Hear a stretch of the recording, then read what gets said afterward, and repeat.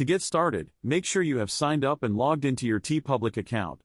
Once you have done that, follow these easy steps to upload your design. 1. Locate the blue Upload Design button. After logging in, you will find the blue Upload Design button conveniently placed in the upper right corner of the homepage. Simply click on it to proceed. 2. Choose your design file. A new window will appear, providing you with multiple options to upload your design. You can either click and drag your high-resolution PNG file to the center of the window or click on the center to browse your files and select your design. tee.pub recommends using PNG files for optimal results. 3.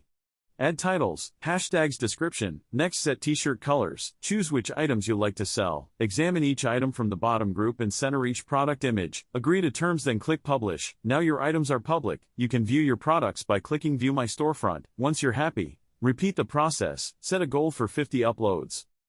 Now you can focus on sales. They also handle abandoned carts by sending emails to users who had an interest in buying your item. It'll also let buyers know if there is a sale on your item too, which is a tremendous touch. So if you create artwork or looking into this, Signup is in the comment section. If you are into this kind of stuff, reach out to us. Thanks vehemently.